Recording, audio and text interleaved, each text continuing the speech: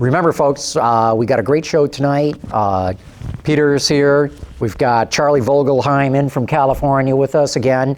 And we're going to have Bill Coughlin from Ford, who will be talking about everything that Ford's doing from an intellectual property standpoint and about Tech Shop Detroit, because he played a major role in bringing that here.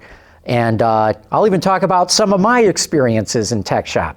Anyway, we want your questions for rapid fire. You can email us at viewermail@autolinedetroit.tv, or you can send them in via the chat room, or give us a call at 1-620-288-6546.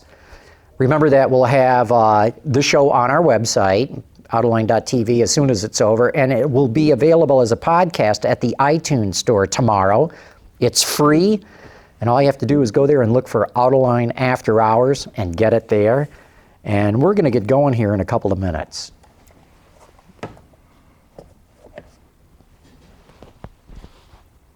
When did you get into town? I got in Monday.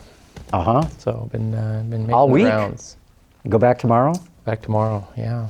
It used to be I could leave tonight, and since the last time I was here, which you missed. I did. I was out of town, right? Oh. But they don't have the later flight now, so the last one leaves in about 20 minutes, and so. Wow. Stick around one more time. Good. Yeah. Well, thank you. Yeah. Well, it's been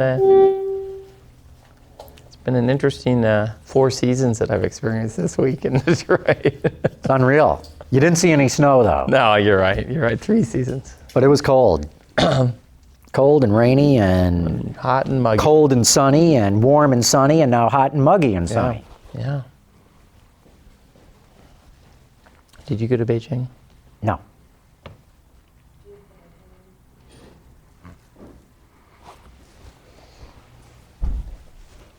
Ben says he'll cut your mic at the start. I'll just do this.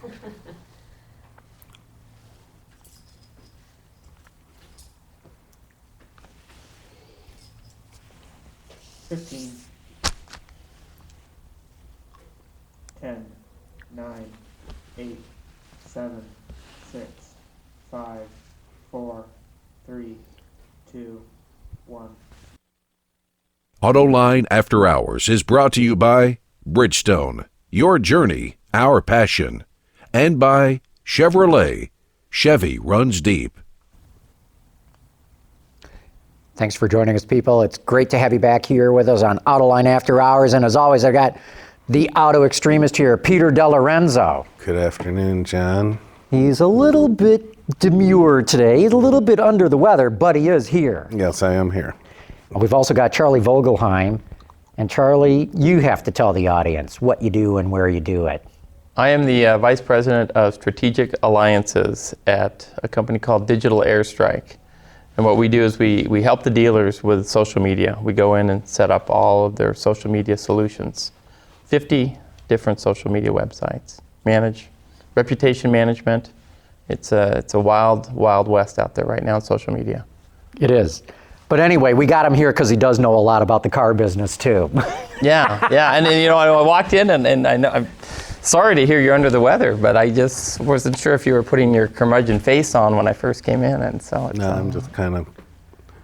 If I'm a V12, I'm operating on about 7 cylinders.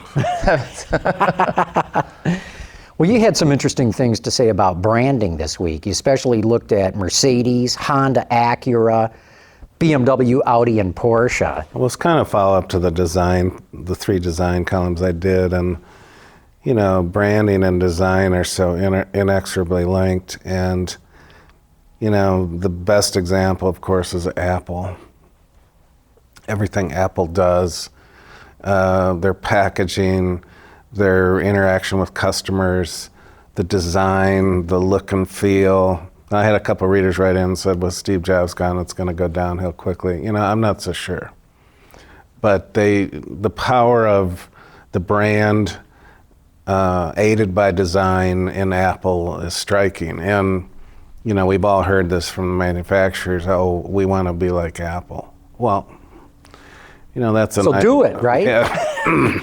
But you went after these manufacturers, Mercedes, for example. You're not that impressed with them these days. Well, I mean, they're inconsistent. Some of their designs are good, some of their designs aren't. I think marketing-wise, they wandered off in the wilderness for years. When they walked away from engineered like no other car in the world, which I think was one of the premier auto ad themes of all time, they floundered for years. And now they're finally back with the best or nothing, which was Gottlieb Daimler's founding principle. So they're back to where they need to be, but boy, I think, Mercedes just doesn't seem that special. Even, do they have special cars? Yes, absolutely. Mm-hmm. But you kind of have to pick and choose which ones. So it's not easy. Right. Yeah. And Honda Acura. Well, I think we've talked about Honda before. They just lost their way. I mean, they were at the top of the heap for where they competed in. They were the motor company. They came up with extremely creative solutions that other manufacturers normally wouldn't. They seemed to march to a different drummer. They were very confident in what they did, and then it seems like in the last 6-7 years they've just sort of started meandering away from that. And it's, you build it up over decades and it can all go away very quickly. Very quickly. Yeah. And Acura, when they had the NSX and Honda engines were winning in Formula One, Acura seemed to have a reason for being. Now they're floundering. Now they showed the NSX 3 years ahead of time because it was like the domestic manufacturers a few years ago. Yeah, well, look at this concept we got. When you're in trouble, you show all the good stuff that you got coming, right? But Acura's, it just doesn't have the significance it enjoyed. And I've always felt that Acura has never decided what it really wants to be. Is it a luxury brand or is it a pseudo performance brand? Or is it the best stuff Honda can give you?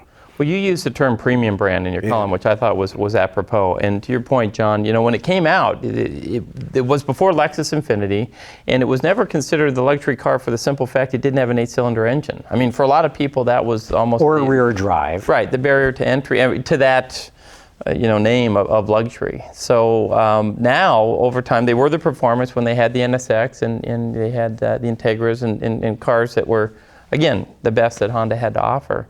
And now it's a premium, but with Lexus Infiniti so entrenched, and boy, you see Hyundai coming up through the Genesis and the Equus. It's like, well, where does... And that Kia K9 that they showed? Which is a car with presence. Yes. And that's thanks to Peter Schreier, of course, who's doing just bang out stuff for And they say we're not going to get it, but I don't believe it. Well, I think they've got issues because Genesis hasn't exactly set the world on fire. And Equus, they say they're hitting all their sales targets, but their sales targets are so easy to hit. I mean, minuscule. So I think they're worried about, wow, what happens when we bring in this luxurious looking Kia? Well, what's that do for the whole Genesis Equus effort at Hyundai? Yeah, well, Kia seems to have more of an edge right now. Oh, definitely it does.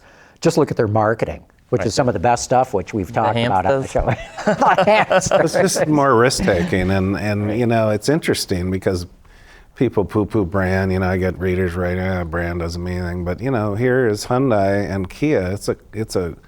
It's a live lesson right before our eyes. Right. Kia's got attitude, edgy. Hyundai's mainstream. It's just. But as you finish your column, and I take it, and you say it certainly. But if you jump on Audi, they have the styling and the product, in terms of the quality and even well equipped to back it. So they've got the branding, but they have the product behind it. So it's not an empty promise to a certain extent. Well, in Audi, that's been a 18-year project In the U.S. market. Yeah. Right. because they had that unintended acceleration fiasco back. That we're not talking about No, anymore. we're not right? talking about it. Well, Except every time somebody brings it up. But there's the amazing thing too about Audi is it spends the money to do things right, and they look to the long term. And that's why I wonder if Cadillac and Lincoln can ever compete at that level, because I'm not convinced yet that American management will try to figure out, okay, 12 years down the road, where do we need to be? And let's keep spending until we get there, because the Americans tend to, it's switch on, switch off. If things are going great, okay, they'll keep doing it. But if there's any problems, it's like, let's cut this and save some money. well, Lincoln is the real That'll be the live real and test. in-person lesson right now, how Right. they do it. And Well, yeah. And I want to ask you, BMW, what you think about that, because I remember when they went off on that Joy tagline in their advertising campaign, you just excoriated them. Well, I mean, the U.S. dealers are furious because, again, one of the great ad themes of all time, the ultimate driving machine. It powered BMW. They delivered the product, but the imagery in the consumer's minds was, they're not going to, take the BMW to the limit, but, they believe that these are the ultimate driving machines.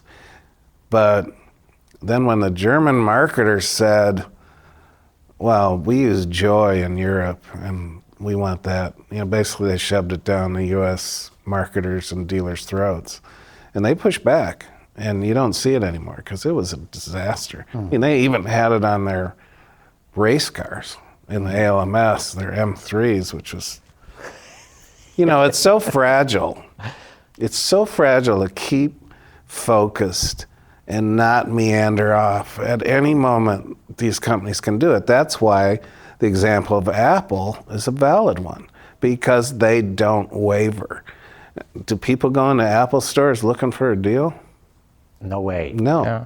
Impeccable branding, image, details, it all comes together there. And, I've heard several marketers in the auto company say, oh, well, we want to be like Apple. You're not going to be like Apple.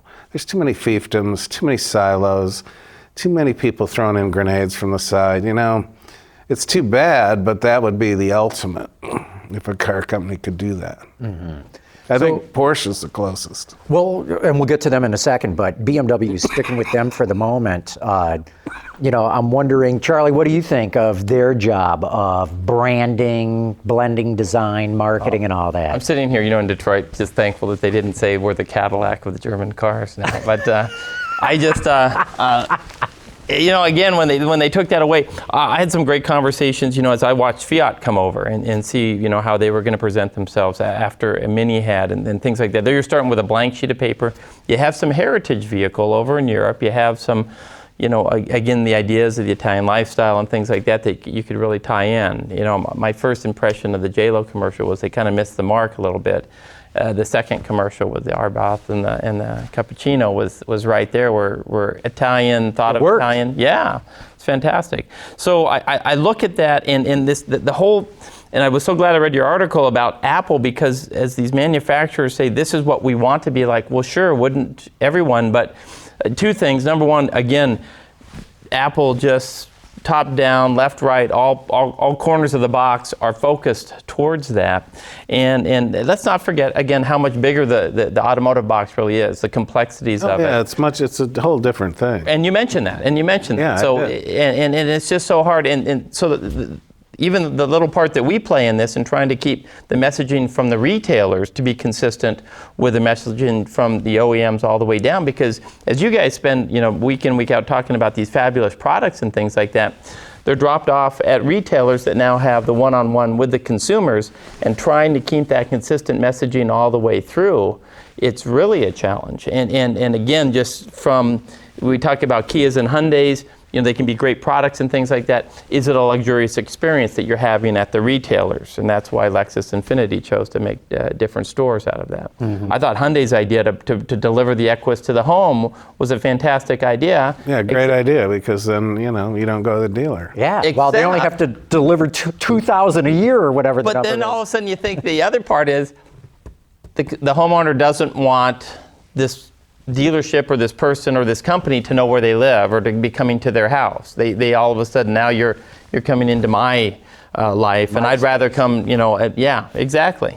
So which was an interesting thing, because we can look at the convenience on the one side, but then we look at the actual performance. So is Hyundai getting pushback from Equus buyers who do not want people to come to their house? No, they don't. Really? Yes. They do not want the presence. They want to come down. They don't mind the loaner cars and things like that. But again, hey, I applaud them for trying it, but the learning right now is not as many as we thought, or let me put it another way, a lot more don't want us around than we ever predicted. So. Very interesting. Yeah. But getting back to BMW, Peter, where do you rate them in this branding effort? I think they're still pretty good, but when they go off the rails, they kind of go off pretty deeply. But, they seem to be able to stay focused and recover. And they've recovered from the joy thing, even though the Germans use it apparently in Europe. Over here, it's just like one of the great ad themes of all time. You're going to walk away from that? All right. Just on an arbitrary notion. Okay, Porsche, because Porsche's done some interesting things, i.e. with the Cayenne and now the baby Cayenne that's coming, and coming out with a diesel engine, which is, kind of interesting as well. Well, I think they've been able to translate the Porsche image through different segments, which I didn't think they could. I was the first to say, this is a disaster. But they have proved to me that they can do it, and when you talk to, I forget the head of Porsche, what's his name? I know the guy in the United States is von Platen. But the main, in Germany. I'm blanking out. When I sat with him in Santa Barbara, it was very clear that we are going to do Porsches, and we will enter any segments we want to, and we will. Yeah, but that's dangerous. But they will be Porsche. Think. I mean, yeah, but they will be a Porsche. Yeah. It's cool to say it, and it's going to be a Porsche, but. Boy, I don't know about. It's a fine line. It's a very fine. So what do they have coming? They have the Porsche based on the Q5. Mm-hmm. They've got the short wheelbase Panamera Coupe, which could look cool. Oh man, I think that could be a fabulous car. And I don't know what else they have coming, but I haven't heard the first, and I talked to Porsche people, the first Cayenne was not what they wanted. The second Cayenne, the current Cayenne, which is almost 500 pounds lighter, and they spent a lot of time with it, they say that is the true. I think the whole industry has learned what to do with SUVs, because especially if you look at the Volkswagen Touran, or Touareg, excuse me. Big, heavy, very good off-road capability, but nobody uses that off-road capability. And I think the Germans, or the Europeans especially, looked at what the United States was doing with SUVs and thought, well, we got to do that too. And no, even the Americans now realize you don't have to do that. You don't need all this, Moab, slick rock, kind of rock climbing capability. You don't need 7,000 pounds towing necessarily. It's you can do things that can drive well and still give you most of what an SUV will give you. And I expect the Macan, which is what the Q5 Porsche is going to be called, is going to be really good.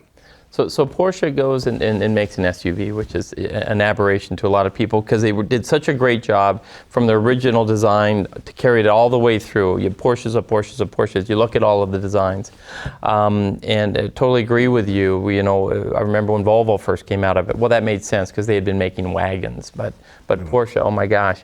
Then the Panamera comes out, and everyone's a little bit, really? Now you're ruining just another type of car? But you get behind the wheel of it, and it is fantastic. I mean, everybody nods, and this is way better. I don't know if the expectation was lowered or not. And then you look at that, and then all of a sudden you're talking about a variation of the Panamera, and I see you two guys nodding, and we're going, oh my gosh, this is all of a sudden, because the heart and soul of Porsche is in all of those products. And you kind of, as you're talking to a friend or you're looking at that, you're saying, look, these SUVs paid for the racing program, so you got to understand that this was something that they needed to do. But you know, the new Boxster at the New York Auto Show, and just the passion around that brand. But you look across all of the model lines, and there's a Porsche signature right there. Just I mean, in the design, and then they're backing it up with the performance. Yeah, and they're very consistent. You know, yeah, they embrace these other segments, but they're true to the Porsche. And we just got the April sales figures for the U.S. market, and Porsche had a whopping big growth. I mean, they did. Charlie, what did you make of the sales overall? Well, it was interesting, you know, and I've got to say, and this is just me being a West Coast guy, it's very interesting for me to be in this town when that's coming out, and how it's such a big part of the news here. And it just reminds me as we'd be looking at some picture of a Kardashian back in LA when this is all going on. But I still have trouble. You and I have had this conversation with the measurements, and then, you know, the big noise around the measurements. You know, General Motors is talking about $1 billion, but wait, there's an accounting that's been applied to that's bringing it down, but last year they did better, but there was some accounting that was done to that to bring it up, and the comparisons in terms of the growth. I'd still like to see some normalized. I'd like to see a straight line, and then even a market share number that you could almost just do a better comparison one to the other, because I know these headlines sell the papers or get you to stay through the commercial to watch on the news, and I'm hearing, oh, General Motors sales are down in Europe, but they did okay in North America. And and then now I've got to go through all the numbers and say, was that just the reporter making some noise about all that? Again, the overall attitude, I'm just very thrilled with what's going on in our industry. You deal with a lot of dealers. Yes. What's the feedback you get when you deal with them? The dealers, again, are in the battlefield every day. They're trying to, you know, again, go against each other. Obviously, there was a reduction in the number of dealers. Those that are well prepared in terms of, to a certain extent, the product line that they were blessed with and the location they were blessed with are doing very well. And some of the conversations you have is, boy, we went through such a bad time. Was it worth it for how nice things are now? And everyone still says no. It still wasn't worth it. But yeah, it was brutal. It was pretty brutal. So the dealers are much more positive. Again, still the truck sale numbers still seem to surprise people with how strong the gas prices are.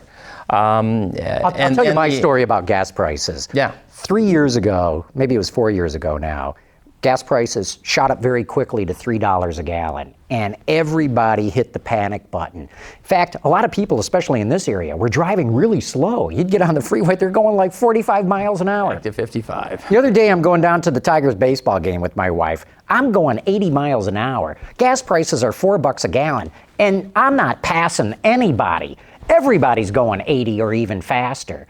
And to me, there's been, you know, $3 was a psychological barrier because gas prices went up so quickly. This is my read of the situation. And people were shocked that they went up so fast and they were panicked by it.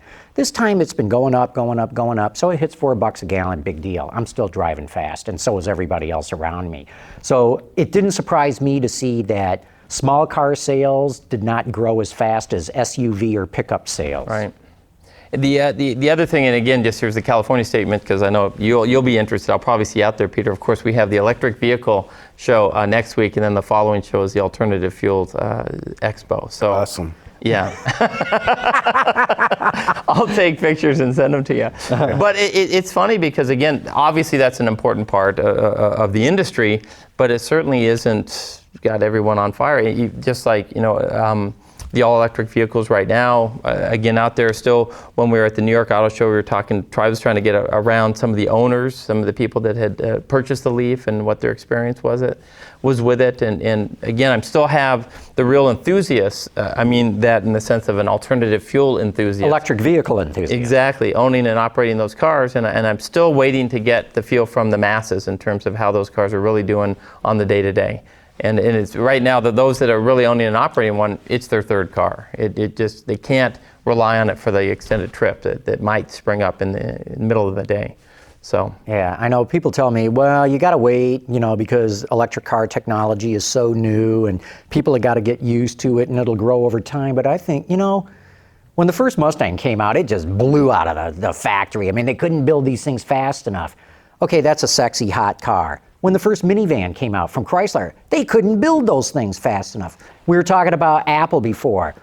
The iPad, nobody knew they needed an iPad. The iPad comes out and everybody goes, oh my God, and sales just take off. If you look at the first BlackBerry, arguably one of the first smartphones, it comes out and people go, oh my God, I can get the internet and email and everything in my phone. Sales take off.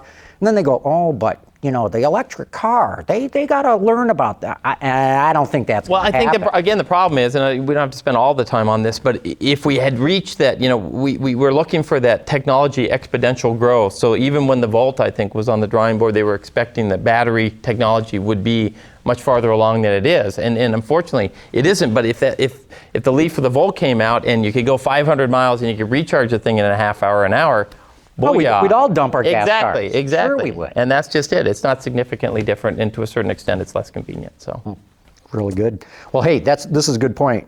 Let's take a commercial break. Let's get Bill Coughlin, our guest, coming on right now. But Ben, let's give a shout out to our great sponsors at Bridgestone. Well, Bill Coughlin, it's great to have you here with us on Autoline After Hours. I'm really thrilled, and the audience will be too once they learn the topics that we get into here. But welcome aboard. Thanks a lot. To me, this is a big thrill for me. I've been watching your show, reading Peter's columns and so forth for years. So, wow, that's why I'm sitting here, to kind of give you a little security here, just to make sure. So, Bill, tell the audience what you do at Ford. Well, I'm the intellectual property chief. Intellectual property, patents, trademarks, copyrights, trade secrets, and I have one of the funner jobs in the company because I get to see all the products and technology long before they come out to the public, and oftentimes long before they get to the brass in the company. And so I get to help the team, figure out how to protect this stuff, appropriately. And we do a pretty good job at it. And but once we have all this intellectual property, can we leverage it in some way? You mean license it to others? License it, exactly right. And then I also defend the company. I'm a lawyer. Kind of look like a lawyer. Play one on TV. Darn, I thought you were a technologist. Yeah. Well, I am an electrical engineer. Oh, okay. You're okay. You can graduate- stay. Yeah, thanks. I did turn to the dark side, if you will, to become a attorney. But a patent attorney is pretty good. So it's a great life, and we have a lot of fun protecting things, and as well as defending the company. So it's a kind of a full boat. Tell us a little bit about the licensing thing, because I'm intrigued that car companies develop things and let other car companies or whoever, how does that all work, and how does it work between car companies to license technology? Well, the marketplace for licensing technology in our industry is a bit dysfunctional.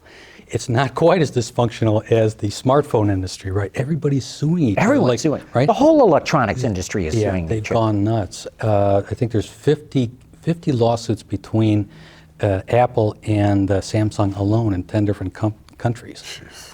Now, come on. Unreal. That's a little unreal. So, who wins in that situation? The lawyers do, right? They're going to send a lot of their kids to college. But so the kind of licensing that I think is smart to do is to look for opportunities where everybody can win.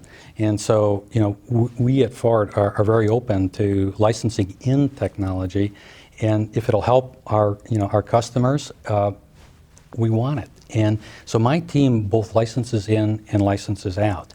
And so we look for opportunities. Where can... How do you do that? I mean, you don't go to eBay, or you guys don't have ads on television. How do you learn what others have, and how do they learn what you have? Well, you have a sense of, what the particular technology, what it, who might be interested in it, and it's not easy. It's not always an easy sell. Frankly, I think it's easier to sell to Ford than for people to receive. Because we're set up for it. We've got a team, a licensing team within the intellectual property team that is, willing to do that. So we cut these deals when we're working with suppliers or potential suppliers. We look for these opportunities, and some of them are pretty natural, and some maybe outside of our industry. So, for example, we have a really good a night vision system. Now, you don't see it on Ford cars because we don't have it perfected to the point where it's a cost, we can cost it right. But there's one that we'd be happy to find somebody to license that to, work with them, develop it better, get that cost down, and make it available. The inflatable rear seat belts, that's Ford has some innovation there, some IP, the supplier has some. I'd be happy to try to figure out how to get that into other cars. It helps the safety of the vehicles, and from my perspective, can we get that out to other vehicles? Be happy to do that. Didn't I see another manufacturer using the refueling without the gas cap besides Ford? You pioneered it. We pioneered it, and again, it's I think that's primarily a supplier innovation. Is there a GM car? I just read. Yeah, it wasn't a Cadillac that just said they have capless XTS. XTS. I think you're right. Right. Ford can't think up everything, right? So, if there's a supplier out there. Are you allowed to say that? Yeah. And, but, if a supplier has a great innovation, we want to get into Ford cars. And so I think the atmosphere today is much more welcoming than it may have been in the past, where maybe cost was king, some time ago in the past. When Ford first came out with the Fusion hybrid, or no, I guess it was the Escape hybrid was the first hybrid. It was, all the news was, all they did was take all of Toyota's technology. How did that all work out, and where does it stand now? Yeah, not at all. We didn't take any technology from at Toyota at all. We worked with a company called Aisin, which is related to Toyota, and they identified some Toyota patents that they thought maybe we should take a look at. And we looked at it and we thought, well, maybe we should take a license to these. And so we entered in that negotiation. But you have to understand that that happens between the auto companies. Toyota has come to us and asked for licenses. We've granted licenses. There's no technology changing hands. This is a license, a patent license, almost like a covenant not to sue, saying, look, we're not going to sue you if you use, if you do this. And so Ford designed our system on our own. And we now, I think, have nearly 500 patents on our HEV technology. So, we're very proud of it. Frankly, if you go one-on-one with our good buddies at Toyota, in terms of the fuel economy, I think we beat them. You stack up very well, Yeah. that's for sure. So is there like a double secret bar that you guys all hang out in? A speakeasy. Talk about stuff. Really? Yeah, you have to know the code word. Yeah, to get really? in. What are you guys working on? Really? So you've got Ford Right. developing, you've got your competitors developing, you've got suppliers that are deep in development. Is there still anybody from the outside world that sneaks in with something like intermittent wipers or something like that? Well, we get literally thousands of cards and letters from people who would like to say, hey, Ford, I've got this great idea or got this invention. And we receive them in a way that hopefully, keeps Ford from being sued, because we want to do the right thing. At Ford, we actually have a directive that says we cannot infringe other people's intellectual property, and we take that really, really seriously. So we do receive these in a way that we're not going to get sued, and we have a technical reviewer in research and technical reviewer in our product programs, and looking at them, and to see can we make something of this idea and work with the person. And we've got several that are in progress. I don't know if they'll make it. It's really tough to get anything onto a car, frankly. Even for Ford engineers, it's hard to get stuff onto a car. But that's not to say that we're not very open to it. And then I've told my team, keep an eye out. If you've got somebody has a great idea and doesn't have a patent on it, we'll work with them. We'll pay for that patent for that inventor, and assuming we get the right terms for us, so we can use without fear, and that the inventor can benefit.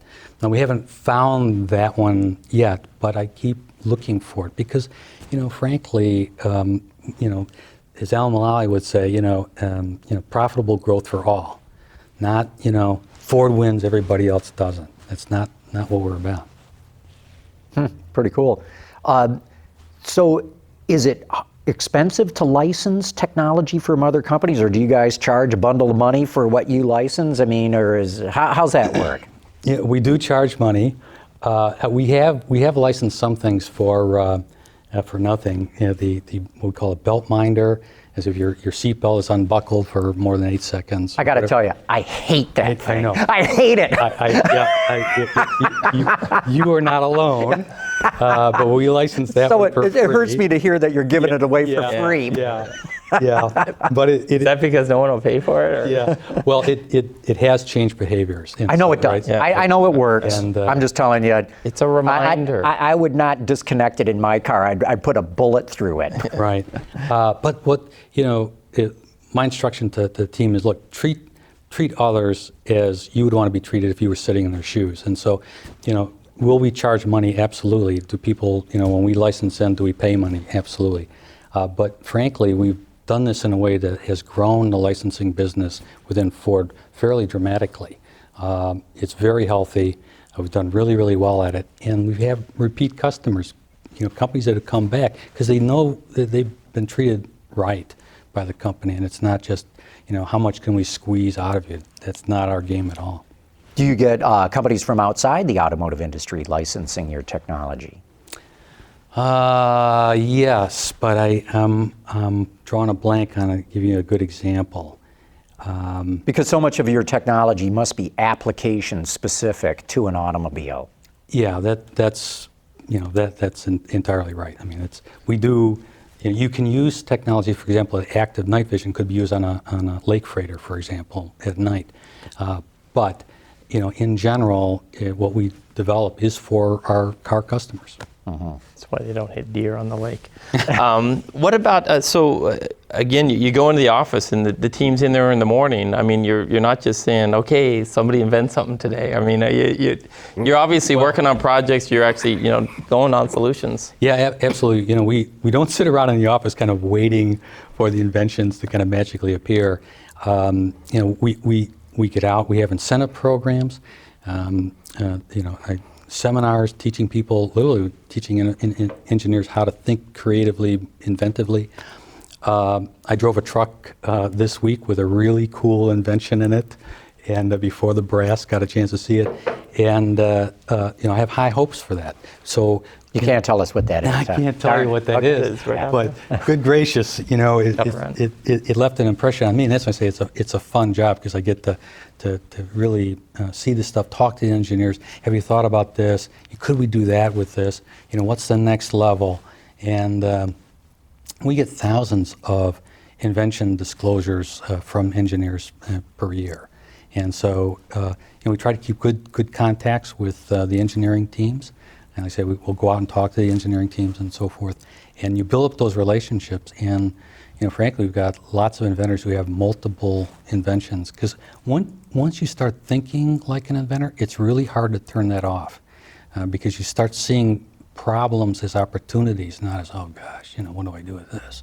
It's, that is a problem. I'm going to solve that problem. So it's a mindset change. And once it flips, it's really hard to go back.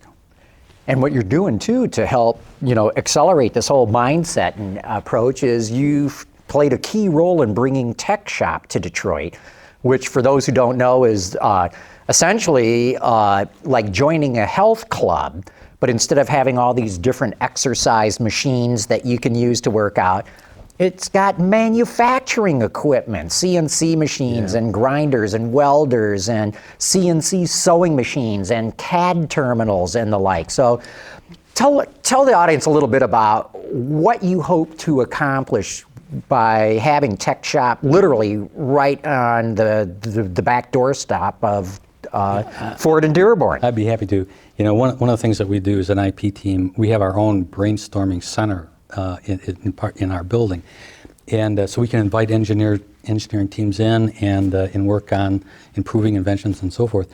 And we're the only IP team in the country, the world, as far as I know, that has that. But we can't make anything. So I've been, keeping an eye of how can I get into a position where you can, walk down the hall from one of these sessions and actually build a model very quickly. And so I read about Tech Shop and it clicked. I thought, oh, this is it. If I can get these guys to come to Detroit, and hopefully in our backyard, I can make it easier for Ford engineers and other employees to go from a paper idea very quickly to a prototype. Because it's easy to dismiss an idea or even a great idea on paper, but when you build it, people can experience it. It's a world of difference. Plus, you learn a lot in that process. You may be inventing more as you keep iterating in prototyping. And I thought, I think I can actually solve 3 problems at once with this, because I had a building in mind, and I thought it would be perfect for Tech Shop. And I called them up and said, I've got the right building, for you guys. And Mark Hatch, the CEO, said, I've heard that before. I said, no, I really do. You're going to say words like, wow, how can we do this? And he came, and that's exactly. This is an empty building that Ford land. Building. So I mean, it's the company owned the building. Company owns the building, and it's a large building. It's like 38,000 square feet, and it's unusual because it's got a large auditorium in it, like 184 seats.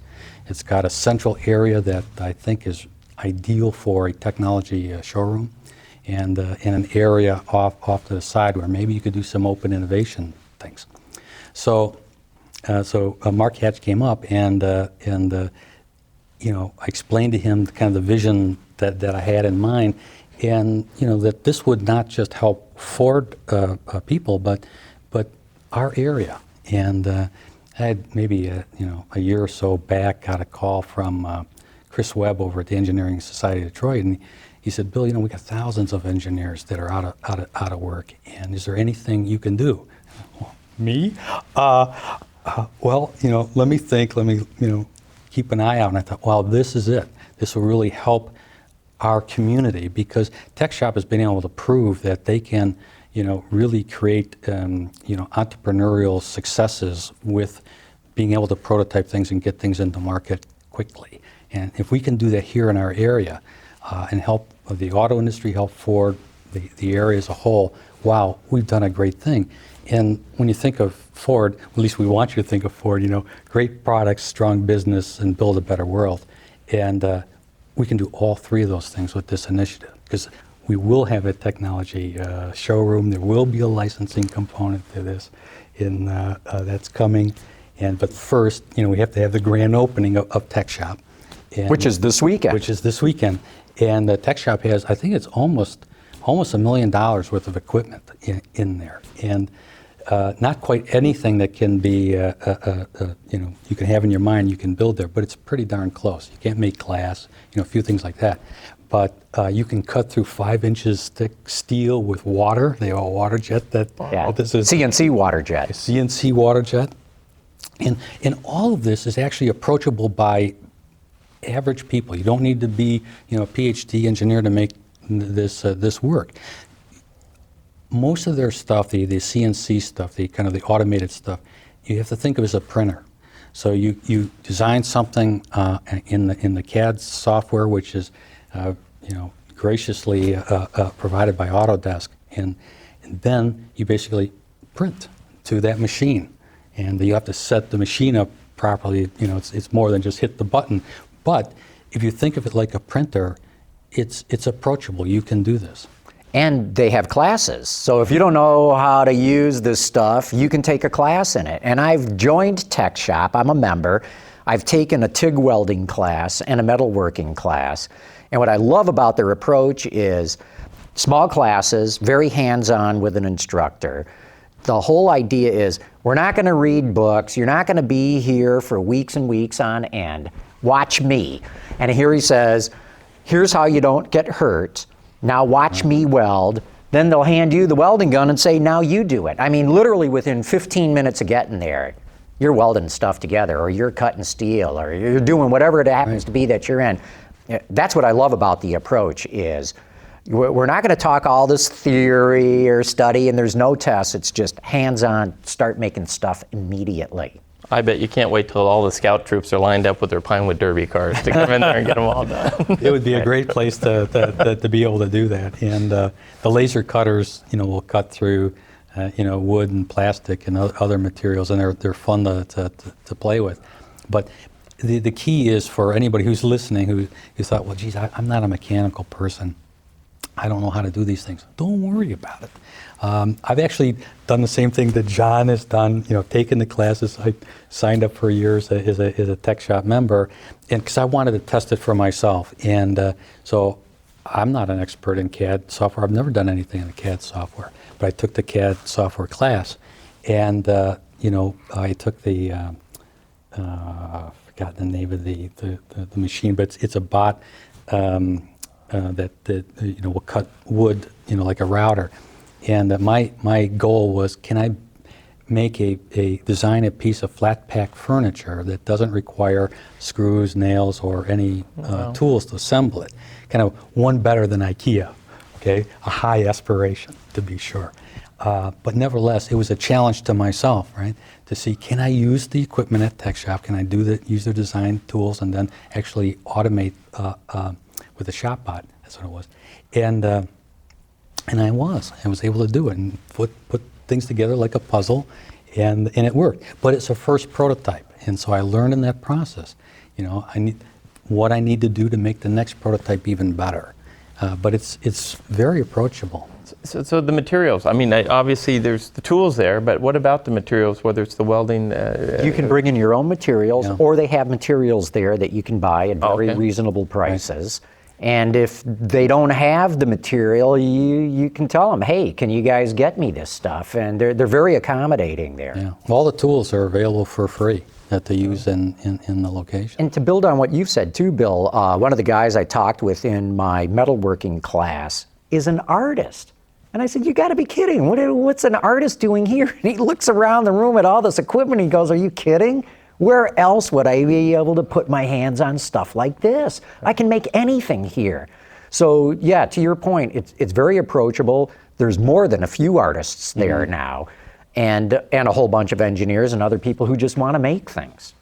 It's fantastic. So will Ford use this as like a way of working with suppliers and as an incubation center? Yes. We will have a brainstorming part of the building for Ford employees to use. And part of our incentive program was to give free 3-month memberships to Ford employees who submit a worthy invention disclosure to my team. Because I want to reward them. I want them to go there to think creatively, to learn new ways of working, and to think that they could build something. Ford's got lots of tools, lots of machinery all over the place. But you as a particular Ford employee may not have access to that, may not know where it is, how to schedule it, and so forth. You could do that right at Tech Shop. And so, my hope is that as we make more and more use of Tech Shop in the building, suppliers will come, they will, display the technology that they would like to license. They'll go, boy, this is a great place for our people, as well. And we can connect those that we work with in unique ways. So, for example, we did an agreement with, I can't say the company's name, but it's a green materials company. So there's a new green material, and we're talking with them. Can you provide that material to Tech Shop and see what people do with it? See what they can make with that, right? Now, without Tech Shop, they wouldn't have that kind of access, and it's a benefit that we, can provide to Tech Shop by working with Ford. How many people can be in there at a time? Ooh, it's a good question. They've got dozens of machines. Maybe 50, 60 people comfortably at any one moment. Right. And it's open from, I want to say, 9 o'clock in the morning till midnight every single day of the week. I think every single day of the year. Maybe they close down for Thanksgiving or Christmas or something. But so they can accommodate you just about any time. I was there at 10 o'clock this morning because I do have an idea for making a velomobile, something that I've been dying to do for decades, but never could be able to do it. I didn't have the equipment or the time or anything like that, so I'm working at it at Tech Shop. I was there with 2 guys who were working with me, and yeah, there's people designing on CAD. There's people on heavy machinery, on light machinery, on working on other things, having meetings, discussing, men and women, all different ages. It's really cool. Yep. And they have what they call dream consultants there. So the employees are all trained, and you can tell them what you want to do, and they can help you do that. So, for example, as just a practical example, this is an iPad case. It was designed in I think at Menlo Park, their Menlo Park facility. But a guy came in and said, I would like to make an iPad case out of bamboo and have it kind of look like a book. And never done anything like that before, didn't know what glues to use or whatever. And so they work with them and designed up, with the bamboo and the nice leather covered, wood. And he put it up on the internet, and, they sold millions of these things.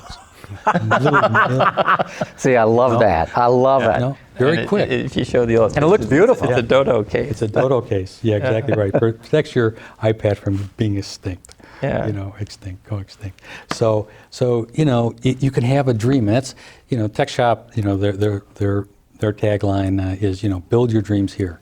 And so they, if you got an idea and you've never had a chance to build it, you can come there, and the dream consultants will kind of help take you through the steps. This is the machine you want to use. Here's a class you need to take, and you can call them over. I'm having trouble with this. I don't understand. Well, they'll sit down and help you with it. I got to believe you're going to be doing a show from there one of these days. We've got to do a show from there. That's right. Absolutely. We will.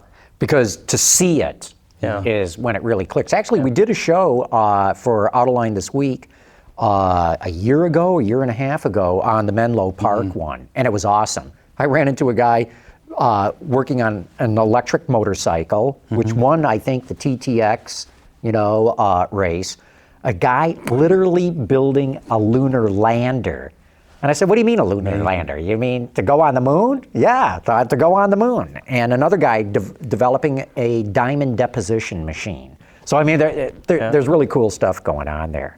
That's amazing. I have a quick question on intellectual property, just going back to, we were having a conversation about, some of the ridiculous things, or what we consider ridiculous in a car sometimes. It shows up on a dashboard or on a steering wheel stalk or something like that. I heard that Europeans, that the designer, the engineer, owns that outright, or can own that outright, and have an actual stake in its own success. Yeah, if they work for a manufacturer, they ensure maybe it stays there a little bit longer than it should. Well, in Germany, it's in the law that the invention is owned by the employee, and the company, the employee is obligated to disclose it to the company, and the company's got like 2 months to say we're going to use it or not use it.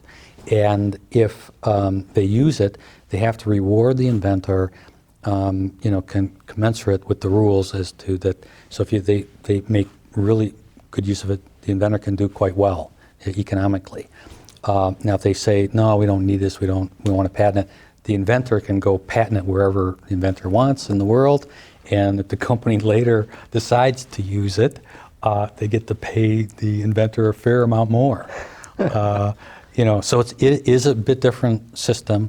We have an incentive program for Ford and inventors around the world, and we pay them pretty well. And we recently enhanced them, and this Tech Shop membership was one of the several enhancements that we made, and so Ford inventors can do, well, I don't want to say quite what the numbers are, but I've told our folks that if you come up with a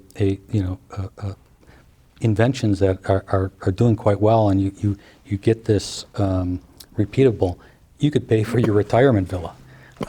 There's enough money here into the reward system. I said, don't tell finance. Hopefully no one's watching tonight.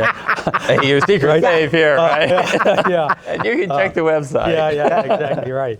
What's Bill doing? But we want to reward and recognize great invention in the company, and that's what we've done. Mm-hmm. Fascinating story. I love this stuff, but we've got to take a quick commercial break right now, thank our sponsors at Chevrolet, and then we're going to come back and get audience questions about everything we've been talking about here today. But first, Ben, let's get to it. Let's thank our friends at Chevy. It was more than a car to him. It really was his baby. Oh no, that's my old Chevy. Dear God. Okay, Ben, it's time to get to the questions from the audience. Let's bring up rapid fire.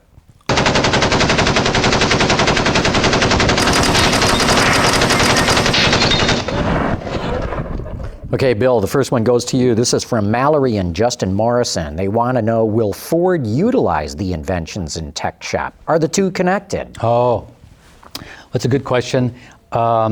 The answer is possibly. If a good automotive invention is created in Tech Shop, frankly, we have a much better chance of learning about it.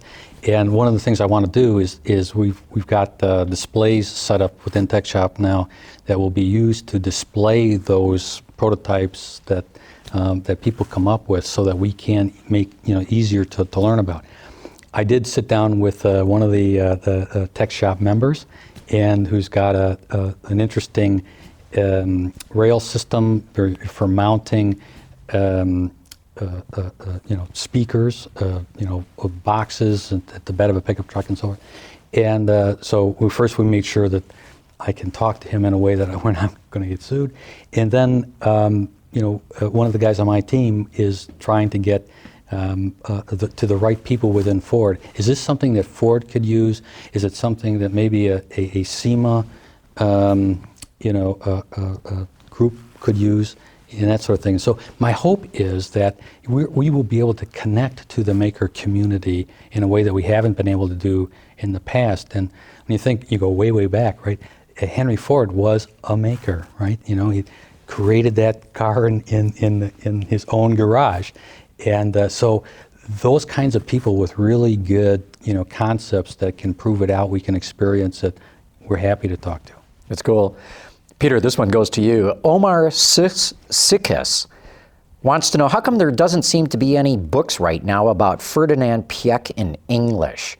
He says, all the books on this great car guy are in German. Could you recommend me one in English? And if that's not the case, could you start writing one? Yeah, I'd like to. Carl Ludwigson's Excellence Was Expected, I think, covers Piëch. Mm-hmm. That's the only one I can think of. Yeah, no, that's a great point. Charlie, we've got one for you here too.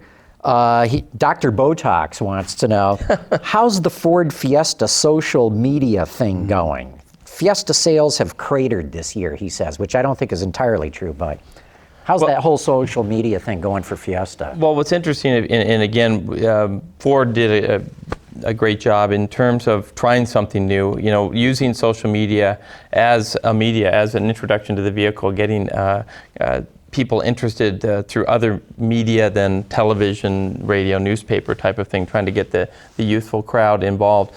There was a big push on that particular car. We had some growth in timing in that segment. And then there's a lot of other cars that have all of a sudden entered the segment. The Dart is not quite out yet, but it's coming up. There's a number of other cars even within the Ford lineup, the Fusion that's down the road. I don't think that it's cratered from a purely social media standpoint, but it's no longer an event. It's like the car is out and it's on the road now, and it's, it is what it is. But to say, I think the event was around the introduction of the car rather than just the existence of the car. And that'll be the interesting thing to see carry forward. And I would agree with the viewer that said that Fiesta sales are down. I'm not sure I would say cratered, but look at the Yaris, look at the Fit, look at the Sonic. Look at the Kia. And, Fiesta's right in there with the same sales. In fact, it's actually towards the top of the segment. So if you look at the whole segment, Fiesta's really not doing that bad. That's the only point I would make. DC Auto Geeks is curious, Bill. how Ford Global Technologies is working to combat counterfeit parts in the global market. Do you get involved in that? Yes, we do. Through our partnership with the Ford Customer Service Division, and they've got the brand protection folks across the globe who will find the counterfeit parts and work with us to make sure legally we're taking the right steps to stop this. And we've done a pretty good job. That's a job that never ends, unfortunately. But we've done pretty good there, and we've done really well with what we would call copy parts as well. So, the fenders and the headlights and so forth that literally people can put on a scanning copy machine and make a duplicate of the part. And we've been so successful at stopping that. There's literally bills pending in Congress against the enforcement of design patents by automakers for aftermarket parts. Unbelievable. So so somebody that's gotten in an accident, you don't want them pulling up to the tech center there and rebuilding a couple body panels or something like that. Well, it's really the Taiwanese that will cherry pick, what cars are really selling well with what parts, and we have to have parts availability across the entire spectrum. They just pick a few of the parts that are going to most crash parts, if you will, and then try to undercut us in price. Right. Well, if you're just going to put it on a copy machine with no R&D, no design, testing, verification, whatever, or very, I won't say non-verification, but nevertheless, will it really meet the quality standards that we have at Ford? The answer is no. But will it look kind of like what was there? The answer is yes.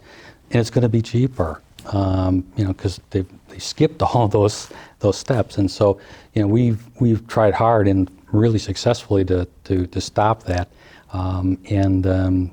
So you can still, we've licensed one company on our design patents, and so we're doing a pretty good job on that as well. Ben, I see we've got some phone calls. Let's bring the first one in. Hello, my name is Victoria, and according to the auto extremists, what would be the most extreme American car a person could buy? I see some extreme cars like the Porsche 911, the Audi S12, but where does the American cars fall in? Well, I think you've got the CTS-Vs in terms of high performance. Yeah, I had a hard time hearing the question myself. Yeah, for the auto extremists, again, what is the most extreme American car? You talk about a lot of the European cars in your column. CTS-V and the ZR1 Corvette and the new Mustang. And Viper, too. Yeah. That's a pretty extreme car. Well, Viper was kind of darling at the New York Auto Show last month. And, big hit there. Goatrope wants to know, there's only 3 car brands with year-to-year double-digit losses: Mitsubishi, Cadillac, Buick. Is that right? Buick? Is GM bringing the former Pontiac, Saturn, Hummer, and Oldsmobile buyers back into the fold? If not, why not? They're trying to. They would love to, but again, you almost have to go brand by brand on that. But when you think certainly Saturn, they're going to be scattered probably, to the Korean and Japanese to a certain extent. And then there is some great entry level, as I already mentioned, from Ford and even Chrysler with the Dart coming out. I don't know where the Hummer people go, but Jeep has been fantastic. What's very interesting is once you kill off a brand as a car company, even if you have other brands, you typically lose those buyers, or the vast majority of them. Yeah. It's not like they say, oh, they killed Oldsmobile, I guess we have to buy Buicks. No, that's like you gave them carte blanche to go anywhere in the market and look now. And that was some of the issues with even closing down dealerships. And again, in beautiful state here, if you talk about a dealership in the UP that maybe was in a small area, once that dealership's closed, now they're driving down to Alpena or whatever, and then they've got a full selection of vehicles to buy from. Okay, Mitch W. wants to know, Bill, how much value added does Ford wish to develop in the field of auto computation? will you buy chips off the shelf or develop them from others' IP?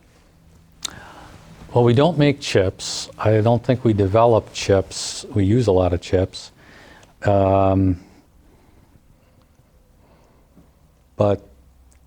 you know,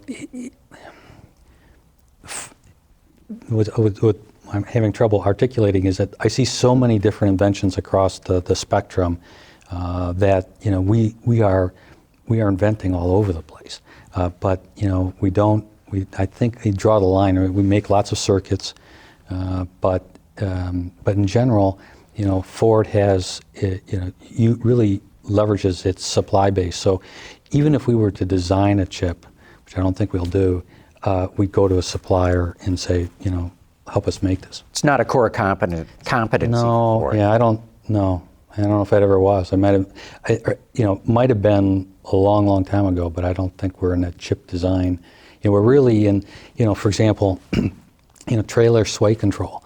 The algorithms in which we have to do there with sensors is actually closer to rocket science than you might think. And so, you know, that's kind of the focus on how can we solve, you know, real consumer problems at a level they'll appreciate. Can you characterize like the quantity of, again, inventions or patents? Are they electronic? Are they mechanical engineer? Are they engine related or? All of the above. I know it's an easy answer, Yeah. but we have. Is there one area that's more than others now? Or? Well, I think, you know, we do a lot of engine work. We have a lot of inventions around engines, engine controls, emission systems. But we, you know, chemical inventions, you know, materials, you name it. I mean, it runs the gambit. For me, it makes it really exciting because I don't know what's going to come in the door, and you really have to have a real breadth of knowledge to be able to handle, you know, some of these things, and you know, but it will go from the rocket science all the way to the very simple, you know, tailgate lift assist, which is a really good solution for us, but relatively simple mechanical, you know, device. But you'd be surprised. I mean, cars are getting, you know, incredibly sophisticated, and the software, hardware, you know, integration is phenomenal.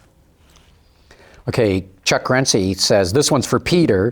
Your article on a revamped NASCAR schedule was spot on, in my opinion. More road races, a few more open weekends, and more importantly on the open weekends, have them before the major races, as Peter had included in his schedule. And for Pete's sake, no pun intended, leave them crew chiefs a little more latitude in modifications of the race car. Yeah, that would be good. One reader had a really good suggestion, and that is to rotate the tracks. So rather than cut tracks permanently from NASCAR, just go every other year to certain tracks. What a great idea. And keep the schedule, though, but keep the schedule manageable, like 25 to 27 races. I like that idea because you could then fill up those racetracks when you did have a race there. Right. Huh. Ben, we got another phoner. Let's bring it in. Hi, guys. It's Jonathan out in Old Japan. I All want right. to thank you. This is a fabulous show. Really impressed with Ford's inventiveness. It's very exciting, the product lineup as well. A good friend of mine wants to buy the Fusion, the new Fusion coming out. When is that supposed to hit the showrooms? Thank you very much. Have a nice evening.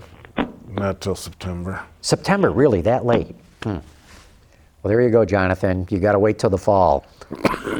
I'm impressed you didn't pull out an opportunity to buy. We'll throw this order pad. I wish I could. You know, the current Fusion is you know, I think it was, you know, car of the year, and so it's a great car. The new one is really exciting. You know, all the new ones are kind of exciting, but this one I think is going to be a knockout success, and it has a stop-start on it for our first, you know, automatic with stop-start anywhere, as far as I know. Did that come out of your group? Or is that a supply? Well, no, that comes out of Ford. But the you know, how you start the car for sure, because there's a lot of inventing that needs to be done. So, for example, if you come up to a stoplight, you're still in gear, the car turns itself off. When the car turns itself back on, you're in gear, and so you don't want the car to lurch forward.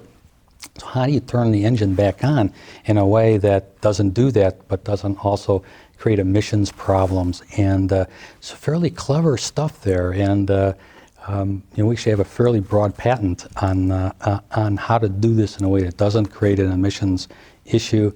So you're very proud of the kind of intelligent design and creativity the guys have. I'm thinking of you just saying, let's go through every car and tell me if there's anything cool on it, okay? And now day 32. Hey, Charlie, I'm going to throw this one in your lap. A.M. Guerrero says, I read that the Ford Focus is eating a portion of the Fiesta sales in the U.S. Is this true? He says, here in the Philippines, the Fiesta's doing well, but in a few months, they'll launch the 2012 Asian spec Focus. Okay, so I'm not going to. I'm going to just say I know a lot, but about the Asian spec Focus, I do not. But I do know that and I alluded to it, that I know that, as I call them, the Ford F cars, the Fiesta, Focus, Fusion, that there is a little bit of overlap that's going on in there right now. And again, we witnessed it. I get the opportunity to spend some time with consumers at the New York Auto Show. After it opens, I stay for another day or two and walk around. And it was amazing to me that, somebody that was attracted by one of the F cars, but then was interested by the other. And I'm sorry, knowledgeable about what the Asian spec is, but I know that any of the new stuff, and that as much as Ford wants to have a world car, they've now really just have a world platform that then they can create a car that's a little bit more specific for the market, and I know that excites the locals. Yeah, and I know whenever you go into a dealership, if the salesperson can talk you up into a bigger size car where they're going to get a bigger commission, of course they're going to try to do some of the things that we're seeing now when you go out there is people have gone in to say, I want this small car because of the fuel economy or something like that, and all of a sudden, again, with the engineering that's got on and the capabilities of some of these larger cars, which they're putting smaller engines into that are very capable for the size, I think that's one of the pleasant surprises that has occurred. Yeah, that's a great point. Bob Longmate says, any further word on the future availability of laser ignition, which Ford has been seriously experimenting with for the past several years, predominantly at the Dunton Powertrain Development Center in England? Wow. Room 17, third floor. Yeah. The last instruction I got from our PR department was don't reveal anything that's confidential, not yet public. And so, Bob, I think you just asked a very good question. I don't want to lead one way or the other, but.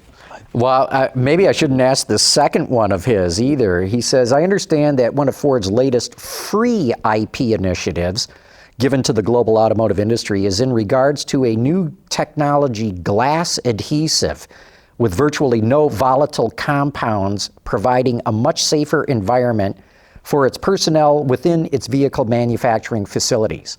Am I correct, he asks? I don't know if it's free, but if someone's interested, we'd be happy to come to very favorable terms. So I don't believe that one's free, but like I said, we're not trying to maximize the income in any one particular thing. We'd much rather people go, this is a great company to work with. We'd love to be able to come back if we have something else or get something from them, and so that's kind of where we want to position ourselves. Here's a great question for you. George from Brooklyn says, how much duct tape is a person allowed to use? Oh God. Is that in life? Is that from birth? I don't know, but it's the great duct tape monitor. In the all-time great inventions, duct tape's got to be up there, right? One of the greatest. Yeah, it's one of the greatest. And I don't know if there's a man alive who doesn't use duct tape, doesn't have one or two rolls at the house. I'm looking at a car in the parking lot at the motel as I'm leaving this morning, and they had put duct tape around the sunroof because obviously through the winter it leaked somehow. But in this warm day, they had finally pushed it up, and you had this duct tape kind of kind of hanging down, but so they could get the sunroof open, just kind of vented a little bit. So that was going to have to be retaped. Okay, Rum and Coke says, Bill, did you see the movie about the invention of the intermittent wiper, which Charlie alluded to before? Flash of genius. He says, what do you think of it? I couldn't sit through it. I tried. You had to get up and leave. It had. You watch it intermittently. Yeah. It's a rental, but I couldn't watch it. Part of it, it's quite a sad story, to be honest, because the gentleman, literally went insane, so it's a depressing movie. How truthful that is, that movie, like most movies, the truth in the movie, putting the two together, not really there. So, but this was before your time, no? Oh yeah, that was before my time. But interestingly enough, Dr. Kearns was the last person to win a patent case against Ford. And like I say, unfortunately, he went insane in that process, and no one has won since. So we have a very good record of defending the company in respect to IP attack. And it's not just, because brilliant people. It's really the process of the company, right? We do not want to infringe other people's legitimate rights. And if we make a mistake, we'll find a way to make it right. Cool. We've got, I think, one more phoner here. Ben, let's bring it in. Hi there, Dan Smith from Durham, North Carolina. I just wanted you guys to know that you aren't the only ones who noticed that the 2014 Ford Mustang /Evos looks like an Aston Martin Vantage Jr. How much longer does Ford Motor Company intend on keeping Ian Callum hostage before he escapes and returns to his real job? He's there. Thanks a lot. Bye-bye. Wow. We're cleaning out his drawers. Yeah. I don't believe Aston has a problem with the Evos. The Mustang the future Mustang, which I've seen, will be a Mustang. So no question about that going forward. And, we have no desire to hurt Aston in any way, shape, or form. We sell most of our, we sell engines, and most of their engines come from Ford. And so, are we talking to them and trying to figure out how to make them happier than they were with some of the press reports? Yeah. Good answer. And with that, I think we ought to wrap this show up. But Bill Coughlin, thanks so much for coming in. Fascinating discussion. And I hope to see you down at Tech Shop. And sometime in the future, we got to do a show from there and have you there as well. So thanks again for coming on. Thank you. It's a privilege. Charlie Vogelheim, thanks for coming on too. Always fun to have you here. Thanks, Charlie. Thanks, Bill. And Peter, it's always great to be with you, man. I really enjoy it. Hope you feel better. I need to leave now. Yeah. Well, we'll wrap it up now. And thanks, folks, for having tuned in. Join us here again next week. Autoline After Hours is brought to you by Bridgestone, your journey, our passion, and by Chevrolet. Chevy runs deep. Yeah, thanks for toughing it out, Peter. Wow.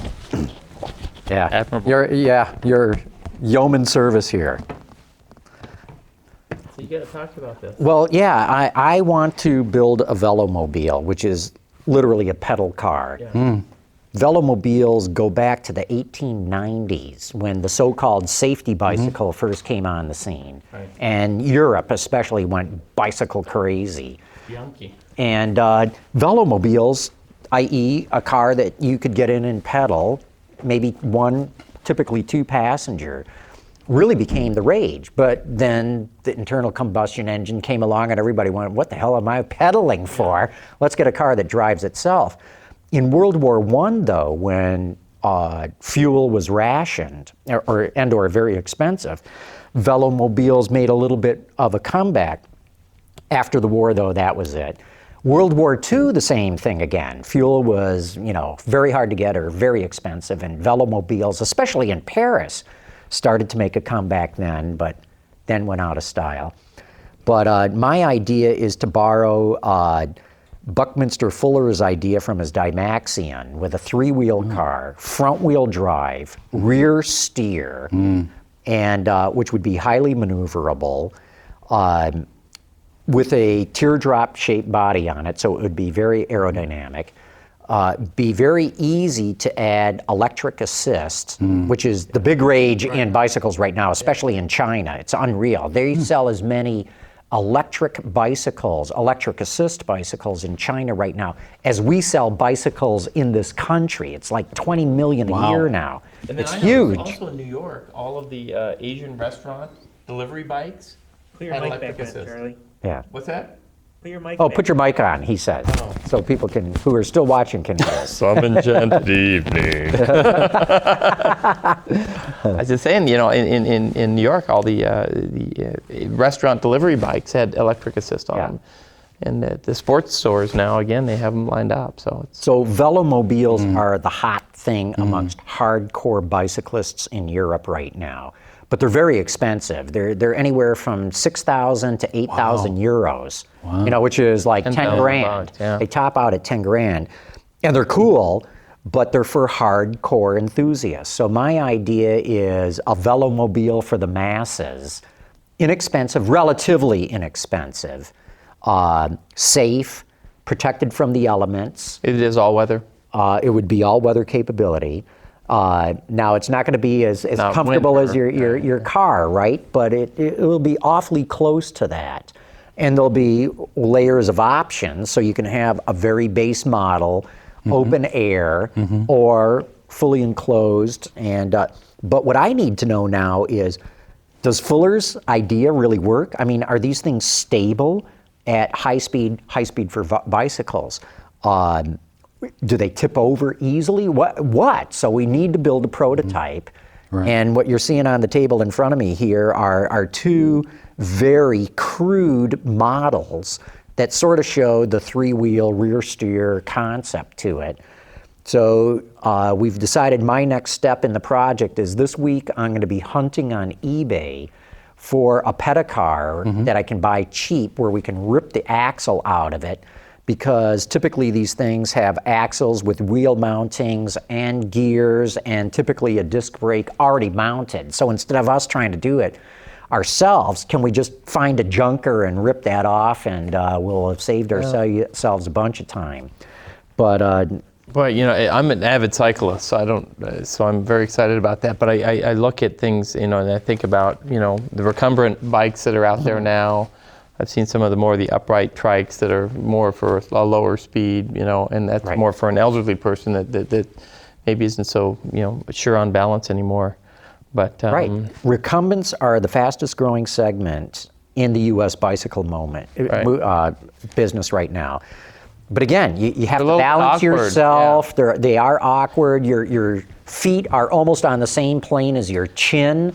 They're really, well, depending. I mean, you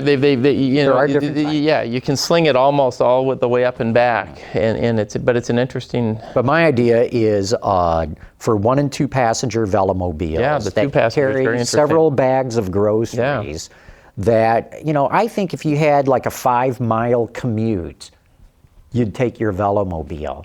And the other thing that's amazing is the electric assist things. It's lithium-ion batteries. You can get a 30 to 35-mile range out of these things. Now, you're still pedaling, but you have the electric assist. So here's just that whole idea of expectation. So, you know, if you say 30, 35-mile range, and you're talking about a car, it's like, what is wrong with you? But all of a sudden, you're not talking about a very big battery, and you're talking about a bike, and you're saying, oh my gosh, I don't know if I ride 30, 35 miles in a week. So, boy, if that thing was just plugged in or ready to go all the time, I could go wherever I wanted to on my bike. And that's kind of the neat thing about this, is almost like did we get $2,000 for electricity's or battery storage's capabilities? I think we did, but I mean, we hope it gets there one day, maybe, but this is a great application for and it. The other thing that I see, you know, like I've been in Amsterdam or in Holland, you know, the Netherlands, everybody rides bicycles. Even in the wintertime when it's freezing cold, even in the driving rain. And that's what astonished me, was to see people commuting to work soaking wet, freezing cold. And I thought, man, I got something better for them. And of course, the reason partly is because there's no hills there, but it's phenomenal. But with electric assist, I'm telling you, and I only know this because I got a chance to ride an electric assist bike, in the hills in West Virginia. And my wife and I went out riding on them, riding for a while, and think, this is kind of dumb. I don't see where there's any benefit to it, until we stopped, and I turned around and looked back down the road that we had come up, and I went, oh my God, that's way, way down there where we started, and we're up here, and I'm not even winded. Yeah. And that's when I realized, oh, this electric assist really does help. Nice. Well, if you find that there's some instability at a higher rate of speed in your electric assist mode, I bet you we have some solutions. That oh, good. All right. Now we're talking. Now I know where to This is how we license, right? Yeah. Are you tilting the seats? Are the wheels turning? Or you have you need the dihedral swing motion arm? No, that's all cost. That's cost and weight. So I need to resolve this. Yeah. And one reason you see it so skinny is that I want this thing to be able to go down a sidewalk. I literally, I really had to get on my bike and ride my bike out in our neighborhood to where there are sidewalks. We don't have them by our house. And I had my tape measure out, and I found out the average sidewalk is 5 feet wide. So I want this to be able to go down a sidewalk, but where people can still walk. Right, exactly. You know, you're not forcing people off the sidewalk, or you're not being forced off. Yeah, the Segway width might be something to look at. Right. But remember, that was banned off of many sidewalks. Right. And then, being able to get the thing through doorways. I was at the Frankfurt Auto Show, and I noticed at all the major intersections, they have these metal posts on the curbs so that people and bicycles can get through very easily, but cars will not go through. Okay. So I was literally out there with my shoes measuring the distance, and it's about a meter between each post. So that's why I came up with the front end, or the width of this vehicle, this Velomobile. If I can keep it to 3.5 feet or less wide, it can get through just about anything. And I'm an avid mountain biker too, so I've been out measuring how narrow do the trails get, because I think you could do a mountain bike version of this thing as well. That'd be kind of wild. It would be very wild. How come we haven't ridden together, man? Well, I didn't know that you were a biker. I was there when it started. I used to race with Breeze and with Gary Fisher in high school. No. Yeah, on Mount Tam. Oh my gosh. Yeah, so I'm not saying I'm anywhere as good as them. I'm just saying I've been around that long. I just get out, to keep in shape and have fun. Well, I just caution you, John, to not say too much under under the patent law. Basically, you don't want to publish what.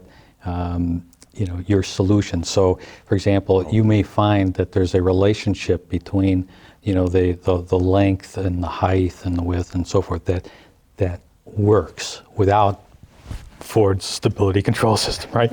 and that would be non-obvious. That's no one has this, and potentially patentable. Those kinds of relationships, I could easily write a patent around that. But if you on a show like this, blab all about it. Blab the solution. It's over. It's out there. So let me just ask. And I don't know how much of these were on camera tonight, but the fact that we're talking about it and this is on camera, wouldn't this become a point of saying he had the idea at one point?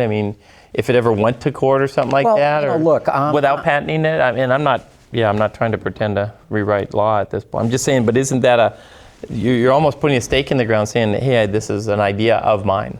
Well, that's how Bell got the telephone patent, right?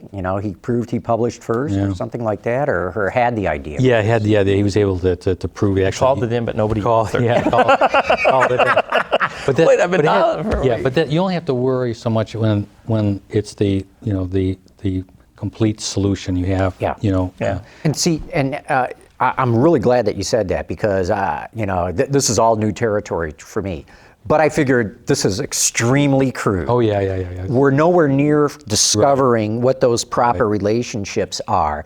And besides, I fully admit I'm copying Buckminster Fuller's idea for his Dymaxion from 1933. Yeah.